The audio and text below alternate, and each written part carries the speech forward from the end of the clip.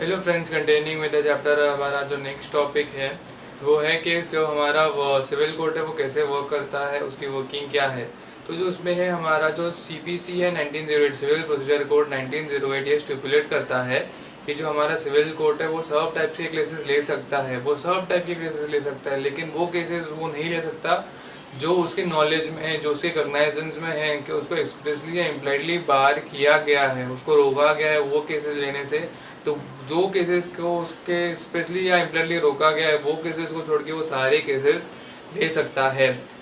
अब हमारी जो इसमें कुछ पॉइंट्स आते हैं कि जो उसका जुरिस्डिक्शन है वो कैसे पता चलेगा, तो हमें वो थोड़ा आगे पता चलेगा, लेकिन वो डिस्कस करने से पहले मैं आप लोग को ये बताना चाहता हूँ कि जो जुरिस्डिक्शन है उसका स्ट्रिक्टली फॉलो करना पड़ेगा। हमें पार्टीज हमें बोलते रहती है, कोई भी दो पार्टी डिसाइड ये नहीं कर सकती कि हम ये जो कोर्ट है उसको हमारा केस सुनने की परमिशन देते हैं, या हम अग्री कर लेते हैं कि हम ये वाले कोर्ट के पास से हमारा केस सुनाएंगे, हमारा केस इस कोर्ट के सामने प्रेजेंट करेंगे।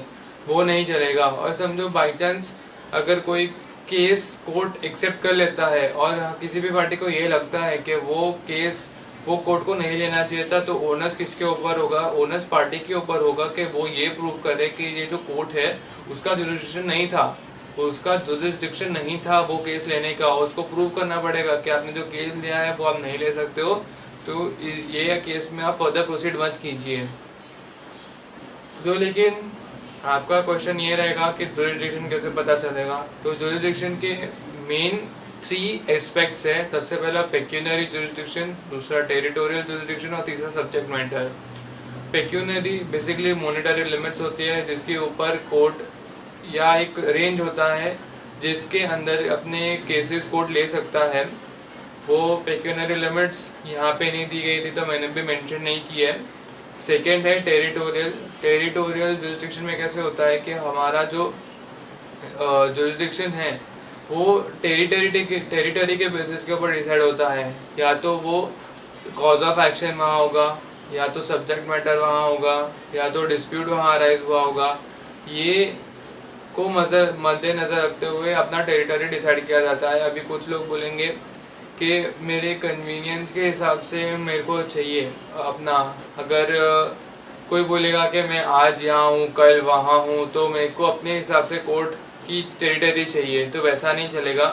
कोर्ट अपने लिए स्पीड ही चाहता है, ट्रायल्स चाहता है, एफिशिएंट ट्रायल्स चाहता है, वो अपने एंड पे चाहता है ताकि लोगों को भी हेल्प हो, खुद को भी हेल्प हो, कि उनके पास इस केसेस ज़्यादा आते हैं। तो जो ये कन्वीनियंस है वो कोर्ट की भी है और पार्टीज़ की भी है, लेकिन पार्टीज़ को इतना ज़्यादा कन्वीनियंस नहीं मिलेगा कि वो अपने हिसाब से, अपनी कन्वीनियंस के हिसाब से वो कोर्ट का जुरिस्डिक्शन तय करे। और तीसरा होता है सब्जेक्ट मैटर। कुछ पर्टिकुलर सब्जेक्ट मैटर होते हैं जो एक पर्टिकुलर इसमें आते हैं, सिविल में आते हैं, और कुछ होते हैं जो नहीं आते। तो हमें वो सब्जेक्ट मैटर का मेन एस्पेक्ट देखते हुए ये समझना पड़ेगा कि ये उसके जुरिस्डिक्शन में आते हैं या नहीं आते। तो लेट्स रिकैप।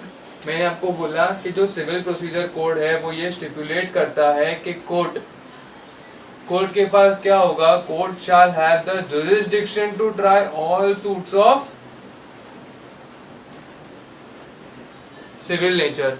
उसके पास ये पावर है कि वो हर टाइप के सूट को ये करे, एक्सेप्ट करे जो सिविल नेचर के हो। लेकिन एक्सेप्ट ये उसमें भी एक एक्सेप्शन है कि जो उसको पता है कि उसको एक्सप्रेसली या इम्प्लाइडली बाहर किया गया है वो सूट लेने से, तो फिर वो उसे नहीं लेने चाहिए, वो वाले केसेस उसे नहीं लेना चाहिए।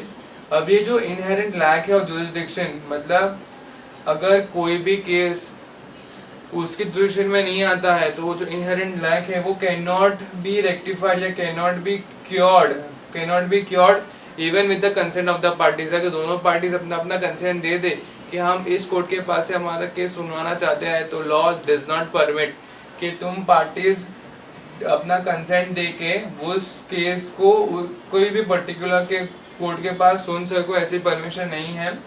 फिर parties can not give jurisdiction to court by entering into agreement. अगर हमने अग्रीमेंट में लिख दिया कि कोई पर्टिकुलर कोर्ट जो लॉ की जुडिशरी में आता है, हम आर्बिट्रेशन एंड कंसिलिएशन की बात नहीं कर रहे हैं यहाँ पे। हम जो पर्टिकुलर जुडिशरी है, जो अपना डिस्ट्रिक्ट हाई और सुप्रीम कोर्ट की हायरार्की की बात कर रहे हैं, वो कोई भी कोर्ट को जुरिडिक्शन नहीं दे सकते बाय एंटरिंग इनटू अग्रीमेंट, कि हम दोनों अग्रीमेंट कर लेते हैं कि ये पर्टिकुलर कोर्ट के पास जाएंगे, वो नहीं चलेगा। Arbitration and conciliation is still possible in some cases, आपको ये समझना पड़ेगा। लेकिन कुछ केसेस है जो आर्बिट्रेशन में नहीं जा सकते, कुछ केसेस है जो आर्बिट्रेशन में जा सकते हैं, वो भी आपको ध्यान रखना है। फिर ओनस मतलब क्या होता है कि जो बर्डन ऑफ प्रूफ, ये याद रखिएगा। ओनस मतलब बर्डन ऑफ प्रूफ, पार्टी को प्रूव करना होगा, हमारे कोर्ट को प्रूव करना होगा। अगर वो एक्सेप्ट कर लेता है कि केस, अगर कोई भी कोर्ट केस एक्सेप्ट कर लेता है, तो कोई भी जो पार्टी है, सामने वाली पार्टी है, उसको बोलना पड़ेगा कोर्ट आपके पास जुरिडिक्शन नहीं है, आप ये केस को प्लीज फर्दर प्रोसीड मत कीजिए। अब ये जुरिडिक्शन कैसे मालूम पड़ेगा? ये जुरिडिक्शन एक तो हमारा फर्स्ट है पेक्यूनरी, जो मॉनिटरी लिमिट्स है, जो मॉनिटरी लिमिट्स के रेंजेस है, उसमें कोर्ट एंटरटेन करेगा केसेस। फिर सेकंड है टेरिटोरियल में हमारा जो होता है स्मूथ एंड स्पीडी ट्रायल्स होते हैं, smooth and speedy trials with respect to courts के लिए कन्वीनियंट होना चाहिए और स्पीडी एंड स्मूथ ट्रायल्स होने चाहिए। फिर वो कन्वीनियंट होना चाहिए, लेकिन कोई भी पार्टी के विश के अकॉर्डिंग नहीं होगा। कोर्ट का एक्चुअली उसको जुरिडिक्शन होना चाहिए। मतलब अगर कोई भी पार्टी बोल देगा कि मेरे को जुरिडिक्शन चेंज करना है, ऐसा नहीं चलेगा। आपका जो जुरिडिक्शन होगा वो रेसिडेंस के ऊपर हो सकता है, location of the subject matter पे हो सकता है, कॉज ऑफ एक्शन पे हो सकता है। ये तीनों बेसिस है जिसके ऊपर तुम्हारा टेरिटोरियल जुरिडिक्शन देखा जाएगा। और सब्जेक्ट मैटर, तुम्हारा सब्जेक्ट मैटर क्या है वो भी देखा जाएगा, जिसके हिसाब से तुम्हारा जुरिडिक्शन डिसाइड होगा। Yes friends, continuing with the chapter, हमारा जो नेक्स्ट टॉपिक है वो है stay of suit. Stay of suit को हम रेस सब जुडाइज भी बोलते हैं। ये हमें मिलता है हमारे सेक्शन 10 ऑफ द CPC में।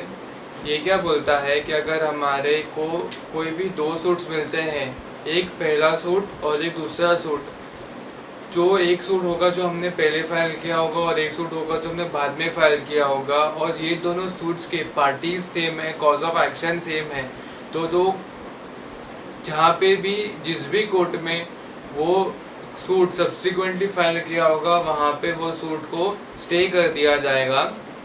अभी मैं वापस बोलता हूँ, यहाँ पे क्या है कि एक ही सूट है, दो पार्टीज है, या पार्टीज है मल्टीपल भी हो सकती है, दो से ज़्यादा भी हो सकती है। लेकिन यहाँ पे सीन कैसा है कि एक ही केस को दो अलग अलग जगह पे अगर फाइल किया गया है, तो जहाँ पे भी उसको लेटर फाइल किया होगा, उसको सब लोग सब्सिक्वेंट जहाँ पे भी वो फाइल हुआ रहेगा वहाँ पे स्टे कर देंगे उस सूट को। अभी इसके एसेंशियल्स क्या है कि दोनों के दोनों जो सूट्स होने चाहिए वो लीगली मेंटेनेबल सूट्स होने चाहिए। यहाँ पे दो सूट्स होने चाहिए, एक प्रायर सूट होगा और एक सब्सिक्वेंट सूट होगा। दोनों सूट्स की पार्टीज सेम होनी चाहिए। Cause of action directly and substantially in issue होना चाहिए। मतलब अगर तुमने एक दो पॉइंट ऊपर नीचे कर दिए और बोले कि ये और वो अलग अलग सूट्स है, लेकिन कोर्ट को लगता है कि जो मेजॉरिटी ऑफ द केस का जो बेसिस है वो सेम है, तो फिर हमारा जो सब्सिक्वेंट सूट है वो स्टे हो जाएगा। अब हमारा जो प्रायर सूट है वो कहाँ पेंडिंग हो सकता है? वो कोई भी कोर्ट इंडिया में कोई भी कोर्ट में चालू है, अगर वो इंडिया में है वो तो चलेगा। कोई भी कोर्ट में है जो आउटसाइड इंडिया है और जो सेंट्रल गवर्नमेंट कंट्रोल्ड है या जो सेंट्रल गवर्नमेंट के गवर्नेंस के अंदर आता है, अगर वो कोर्ट्स में है तो चलेगा। और सुप्रीम कोर्ट ऑफ इंडिया में अगर वो चालू है तो कोई भी कोर्ट सब्सिक्वेंटली वो सूट को अपने पास एक्सेप्ट नहीं कर सकता।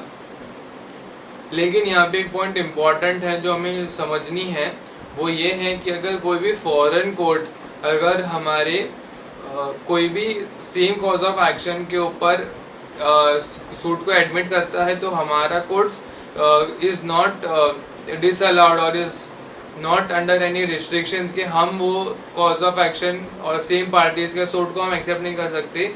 अगर कोई भी सूट फॉरेन कोर्ट में पेंडिंग है तो हमारा कोर्ट रिस्ट्रिक्टेड नहीं है कि हम वो सूट नहीं ले सकते। हमारे कोर्ट कब रिस्ट्रिक्टेड है, जब वो ही सूट इंडिया में ही किसी दूसरे कोर्ट में पेंडिंग है, या जो वो सूट है वो इंडिया की गवर्नमेंट से कंट्रोल्ड एक ऐसा कोर्ट है जो इंडिया के बाहर वर्क कर रहा है, तो सुप्रीम कोर्ट ऑफ इंडिया में पेंडिंग है, तो हमारा इंडिया का जो कोर्ट है वो रिस्ट्रिक्टेड है, वो ये सूट की ट्रायल्स को नहीं कर सकता, ट्रायल्स के साथ प्रोसीड नहीं कर सकता। अब इसमें नेक्स्ट पॉइंट है कि फंडामेंटल टेस्ट क्या है। फंडामेंटल टेस्ट ये है रेस सब जुडाइस का कि अगर वो केस में रेस सब जुड़ी काटा भी लग जाएगा।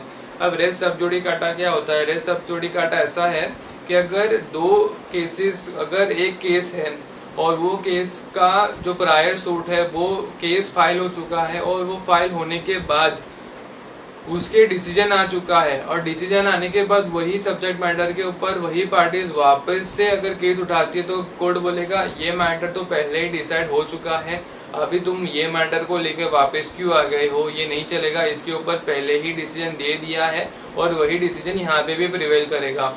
अगर यहाँ पे क्या होता है, लेकिन ये दोनों में डिफरेंस क्या है? रेस सब जुडाइस में जो पहले वाला जो कोर्ट है, जो प्रायर कोर्ट है, वहाँ पे अभी भी सूट पेंडिंग है और सब्सिक्वेंट में भी अभी पेंडिंग है, तो प्रायर सूट में पेंडिंग होने के वक्त वो रेस सब जुडाइस फॉलो करेगा कि सब्सिक्वेंट कोर्ट को जैसे ही मालूम पड़ेगा कि प्रायर सूट एक पहले के कोर्ट में चालू है तो बोल देगा कि भाई सूट तो मैंने फाइल कर लिया लेकिन मैं इसकी प्रोसीडिंग्स फर्दर अलाउ नहीं करूँगा क्योंकि ये और किसी कोर्ट में ऑलरेडी पेंडिंग है।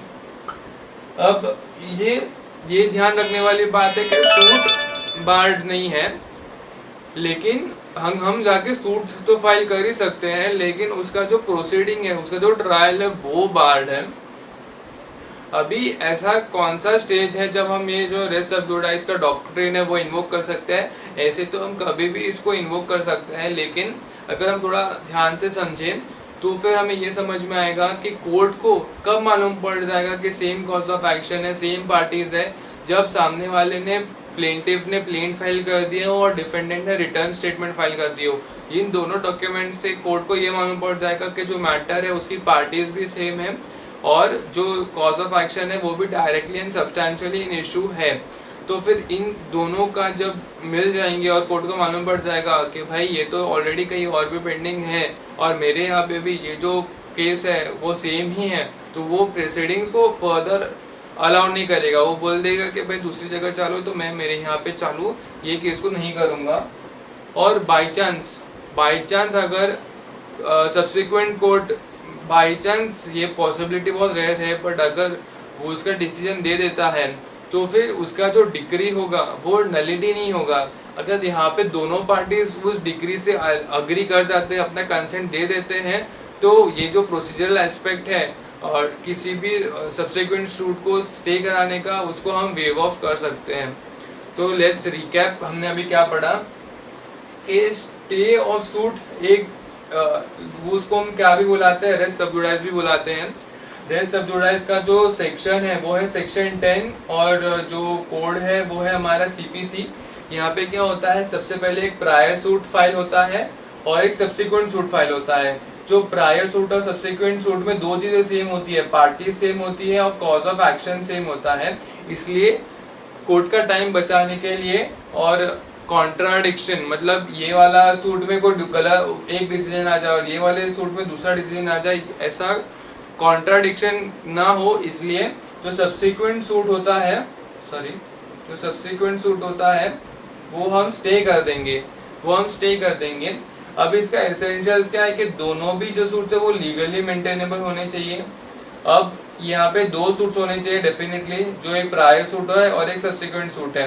पार्टीज भी सेम होनी चाहिए।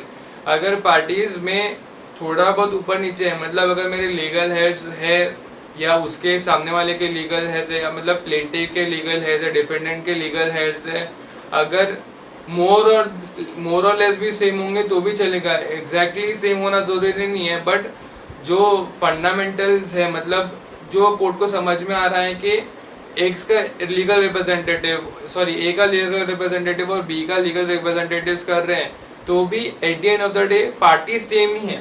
तो वो भी चलेगा। फिर matter directly and substantially in issue है, अगर तुम एक दो पॉइंट ऊपर नीचे लेके आओगे लेकिन मैटर तो फिर भी सब्सटैंशियली एंड डायरेक्टली, अगर सब्सटैंशियली इन इशू अगर सेम ही है और ये पहले भी प्रीवियसली इंस्टीट्यूट कर दिया है तो रेस सब्जुडाइज लग जाएगा। अब ये कौन से कोर्ट्स में पेंडिंग होना चाहिए? Any court in India, any court outside India, लेकिन ये जो इस्टेब्लिश्ड भी चलेगा और जो कंटिन्यू हमारे गवर्नमेंट कर रहे हैं, कोई भी कोर्ट अगर फॉरेन में है और हमारे गवर्नमेंट ने कंटिन्यू भी किया है तो वो भी चलेगा। तो ये पॉइंट हो गया कि आउटसाइड कोर्ट इस्टेब्लिश या कंटिन्यूड बाय द गवर्नमेंट और सुप्रीम कोर्ट ऑफ इंडिया। अभी हमारा जो सूट है वो पेंडिंग है, वो क्या है? पेंडिंग है, लेकिन किसी भी फॉरेन कोर्ट में, तो वो प्रिक्लूड नहीं करता, वो हमारे कोर्ट्स को रोकता नहीं है, हमारे इंडिया के कोर्ट्स को वो रोकता नहीं है from trying a suit founded on the same cause of action. वो हमारे कोर्ट्स को रोकता नहीं है from accepting a suit which is founded on the same cause of action. Same cause of action होने पर भी हम वो हमारे कोर्ट्स को केस को एक्सेप्ट कर सकते हैं। फंडामेंटल टेस्ट ये है कि रेस सब जुडिकाटा लग जाएगा, मतलब कल को ये केस अगर खत्म हो गया होता, जो अभी पेंडिंग है वो अगर खत्म हो गया होता, तो क्या सब्सिक्वेंट सूट के ऊपर वो डिसीजन अप्लीकेबल होता? वापस बोलता हूँ, अगर हमारा जो यहाँ पे प्रायर सूट है, ये जो पेंडिंग है, जब पेंडिंग होता है तो रेस सब जुडाइज लगता है, और जब वो कंप्लीट हो जाता है, ये जब कंप्लीट हो जाता है और उसके बाद में सब्सिक्वेंट सूट फाइल होगा तो रेस सब जुडिकाटा लगेगा।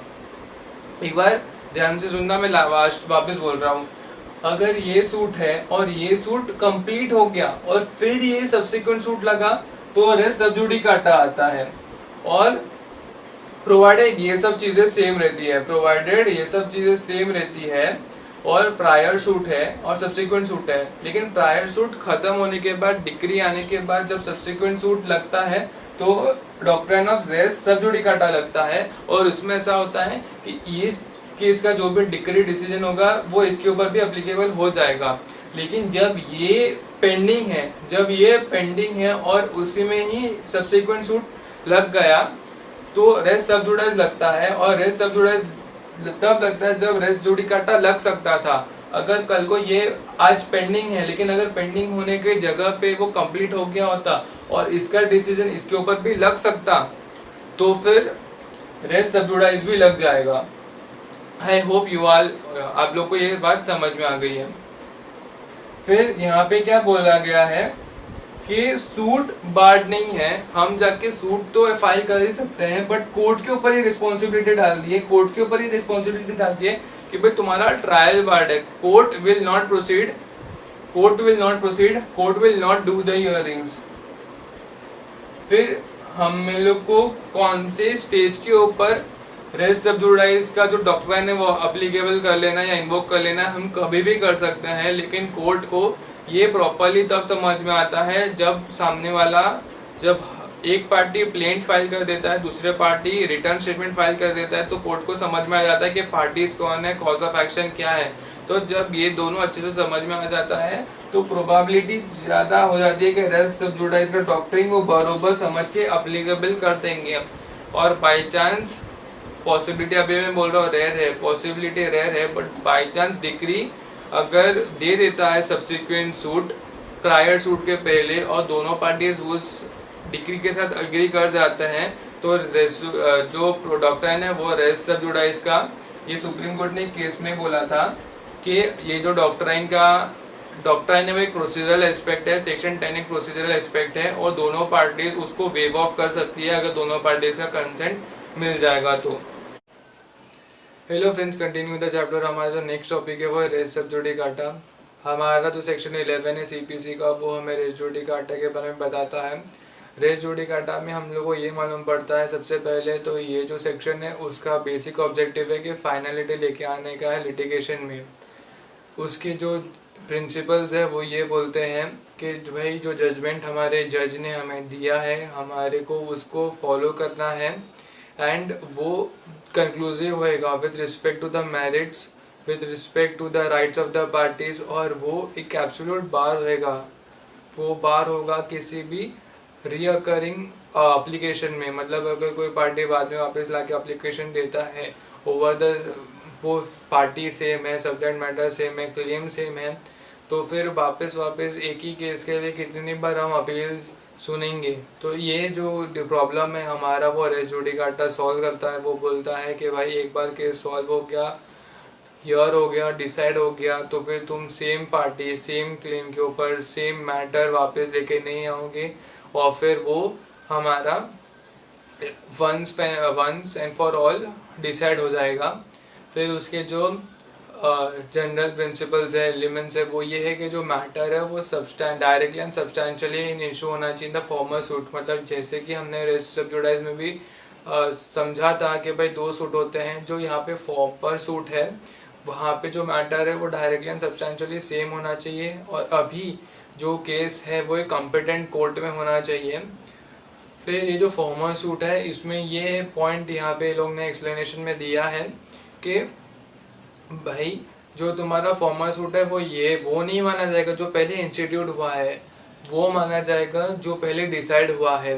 फॉर एग्जांपल अगर दो केसेस साइमल्टेनियसली नहीं, लेकिन एक केस पहले इंस्टीट्यूट हुआ और एक केस बाद में इंस्टीट्यूट हुआ, लेकिन जो बाद में वाला है वो एडमिट हो गया और वो उसमें रेस सब्जुडाइज का जो कंसेप्ट है वो लग गया, और फिर उसमें ही डिसीजंस भी आ गए। मतलब जो पहले इंस्टीट्यूट किया था वो एडमिट लेट हुआ, अगर वो एडमिट लेट हुआ तो फिर जो सब्सिक्वेंट सूट फाइल हुआ रहेगा वो पहले डिसाइड हो गया रहेगा। अच्छे से समझना, मैं वापस बोलता हूँ, दो यहाँ पे केसेस हैं। ये थोड़ा कंट्रोवर्शियल पॉइंट है, बहुत कंट्रोवर्शियल पॉइंट है, लेकिन मेरी इंटरप्रिटेशन यही बोल रही है कि यहाँ पे दो केसेस थे और दोनों केसेस में से जो फॉर्मर था वो एडमिट नहीं हो पाया, लेटर एडमिट हो गया, और क्योंकि लेटर एडमिट हो गया तो फिर अभी जो फॉर्मर था वो रेस सब्जुडाइज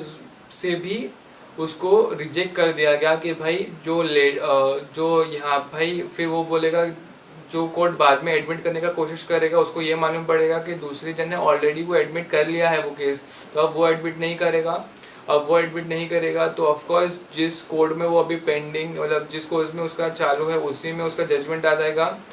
तो ये यही बोल रहा है कि हम फॉर्मर सूट का मतलब वो समझेंगे जिसका डिसीजन पहले आया है, ना कि जो पहले इंस्टीट्यूट हुआ है विद रिस्पेक्ट, मतलब जिसका एप्लीकेशन पहले गया है। फिर ये जो प्रिंसिपल है रेस जुडिकाटा का वो कन्वीनियंस का है। कन्वीनियंस का मतलब कि ये एब्सोल्यूट जस्टिस नहीं देता है। एब्सोल्यूट जस्टिस का मतलब कि भाई आपका जस्टिस इन द सेंस कि ये जस्टिस ओरिएंटेड नहीं है, कन्वीनियंस ओरिएंटेड है। इसका मतलब क्या कि जज का टाइम बचाने का ट्राई कर रहे हैं, लॉ का टाइम बचाने का ट्राई कर रहे हैं, हमारा टाइम बचाने का ट्राई कर रहे हैं। इससे हम लोग को ये समझ में आएगा कि ये कन्वीनियंस ओरिएंटेड है। अभी अगर मैं बात करूँ तो फिर जस्टिस ओरिएंटेड क्या हुआ, special leave petition justice oriented है, वो देखता है कि भाई लोगों को जस्टिस मिले। अभी इसमें कोई लोग बोलेंगे कि भाई पहले वाले जो भी केस जीता रहेगा उसको तो जस्टिस मिला रहेगा ना, लेकिन वो जो पहले केस जिसने वो पर्टिकुलर सूट फाइल किया रहेगा या जो वो रहेगा वो जस्टिस ओरिएंटेड है। मतलब जब उसका हियरिंग हुआ होगा वो जो हियरिंग है वो जस्टिस ओरिएंटेड है। आप बात को समझो, यहाँ पे क्या हो रहा है कि जहाँ पे एक बार ऑलरेडी केस फाइल हो गया था वहाँ पे जब सूट चल रहा था वो जस्टिस ओरिएंटेड है, वो मैं मानता हूँ। लेकिन जब वो ऑलरेडी पास हो गया है और अब जब उसका मतलब उसी सेम क्लेम के ऊपर सेम पार्टी ने सेम सब्जेक्ट मैटर के ऊपर वापस जब ये लेके आया तब वो जस्टिस, जब ये रेस जुडिकाटा का हमने डॉक्टर ने अप्लाई किया तब ये जस्टिस ओरिएंटेड नहीं था, ये कन्वीनियंस ओरिएंटेड था। और फिर लोगों ने ये भी बोला कि इसको लिबरली लेना चाहिए, ये डॉक्ट्राइन को लिबरली लेना चाहिए, इसमें आप ज़बरदस्ती के कंडीशन मत घुसाओ, इसमें ज़बरदस्ती का टेक्निकल इंटरप्रिटेशन मत करो, इसमें आप मेन एस्पेक्ट को देखो। अगर मेन जो एज अ होल अगर उसमें materially and substantially same matter है तो फिर रेस जुडिकाटा का जो प्रोविजन है वो अप्लाई करेगा। अब रेस जुडिकाटा अभी ये बहुत लेट है बताने के लिए, पर रेस का मतलब होता है सब्जेक्ट मैटर और जुडिकाटा का मतलब होता है decided, because some things are always better to know and there are those time definitely. तो अभी ये रेस जुडिकाटा का जो हमने समझा मीनिंग वो एक बार रिकैप कर लेते हैं कि रेस जुडिकाटा एक ऐसा डॉक्ट्राइन है जो फाइनलिटी लेके आता है लिटिगेशन में। फिर उसका जो बेसिक प्रिंसिपल है ये है कि भाई जो फाइनल जजमेंट आया है, जो कोर्ट ने दिया है, वो कॉम्पिटेंट जुरिस्डिक्शन है और वो कंक्लूसिव होगा मेरिट्स के ऊपर, फैक्ट्स के ऊपर, और वो जो राइट्स बताता है पार्टीज की वो कंक्लूसिव होगी और वो कॉन्स्टिट्यूट करेगा एब्सोल्यूट बार। इसका मतलब क्या हुआ कि भाई एक बार डिसीजन आ गया उसके बाद तुम वापस से केस मत करो। सब्सिक्वेंट एक्शन मतलब बार करेगा subsequent action involving the same claim. फिर एसेंशियल्स क्या है कि मैटर है वो directly and substantially in issue in a formal suit होने चाहिए। फिर फॉर्मल सूट का मतलब क्या है? The word formal suit means suit decided prior irrespective of the day of institution. तो आपको ये समझ आएगा कि भाई जो भी इंस्टीट्यूट हुआ है वो देखनी है भाई, जो भी सूट पहले डिसाइड हो गया है वो फॉर्मल सूट हमारा कहलाएगा। फिर अभी जो मैटर है वो कॉम्पिटेंट कोर्ट में है और जब ये मैटर कॉम्पिटेंट कोर्ट में है तब रेस जुडिकाटा का डॉक्ट्रिन अप्लाई हो जाएगा और फिर वो कोर्ट बोलेगा कि भाई ये मैटर ऑलरेडी पहले डिसाइड हो गया है, अब मैं इसके ऊपर और केस नहीं करूँगा, हियरिंग नहीं करूँगा, और वही जो प्रोविजंस है, जो भी जजमेंट है यहाँ पे भी अप्लाई हो जाएंगे। फिर principle of res judicata is one of convenience. ये कन्वीनियंस के लिए बनाया गया है, ना कि एब्सोल्यूट जस्टिस के ऊपर। अभी ये इसको ऐसा मत समझना कि ये एंटी जस्टिस है, ये एंटी जस्टिस बिल्कुल भी नहीं है, ये कन्वीनियंस ओरिएंटेड है। आप ऐसा बोल सकते हो कि ये कन्वीनियंस ओरिएंटेड है रादर बिंग जस्टिस ओरिएंटेड। और आपको ये दिमाग में रखना कि फिर जस्टिस ओरिएंटेड क्या हुआ, तो जो हमारे रिट्स है, जो हमारा स्पेशल लीव पिटिशन है वो जस्टिस ओरिएंटेड है और ये convenience oriented है। and it should not be unduly conditioned and qualified by technical interpretations। आप इसमें ज़बरदस्ती के अपने पॉइंट्स मत घुसाओ, हम लोग एज अ होल ही देखेंगे मैटर को, और होल मैटर अगर substantially and directly in issue से रिलेटेड है, directly and substantially in issue से वो बहुत कुछ मिलता जुलता है, तो फिर रेस जुडिकाटा का प्रोविजन अप्लाई हो जाएगा। ओके। फिर एडजॉर्नमेंट एक ऐसा ये है बेसिकली एक टाइम पीरियड अलाउ करता है कोर्ट कि भाई हर कोर्ट के पास ये पावर है कि वो एक केस की हियरिंग नेक्स्ट डेट तक लेके जाए। इसकी वजह से दोनों पार्टीज को थोड़ा टाइम मिल जाता है to discuss and to plan how to fight the case. लेकिन इसका एक नेगेटिव इम्पैक्ट ये भी है कि केसेस बहुत डिले हो जाते हैं। फिर इसमें नेक्स्ट पॉइंट है कि जो पावर है एडजॉर्नमेंट का, वो पावर कोर्ट के पास है और उसकी वो डिस्क्रिशन है कि उसको एडजॉर्नमेंट ग्रांट करना है कि नहीं करना। And the rules governing the adjournment are considerably strict. तो जो भी रूल्स हैं एडजॉर्नमेंट के वो कंसिडरेबली स्ट्रिक्ट हैं। तो एक बार वापस रिकैप करते हैं एडजॉर्नमेंट। तो courts have the power to adjourn a case and to take it on a future date. मतलब कोर्ट के पास क्या है? पावर है। कोर्ट के पास क्या है? पावर है to adjourn a case and take it on a future date, मतलब तारीख पे तारीख। फिर adjournment are sought by parties. मतलब कोर्ट नहीं बोलता है कि मैं कोर्ट भी बोल सकता है, बट जनरली कोर्ट नहीं बोलता है कि मैं केस एडजॉर्न कर रहा हूँ। वो होती है पार्टीज जिनको टाइम चाहिए होता है to know how to fight the case. और इसका एक नेगेटिव इम्पैक्ट ये होता है कि it results into delaying of the case. फिर the grant of adjournment is at the discretion of the court. मतलब कोर्ट को वो एडजॉर्नमेंट ग्रांट करना है कि नहीं करना है उसका डिस्क्रिशन है। और the rules governing adjournment is considerably strict. तो जिसके भी रूल्स हैं एडजॉर्नमेंट के लिए वो कंसिडरेबली स्ट्रिक्ट होते हैं।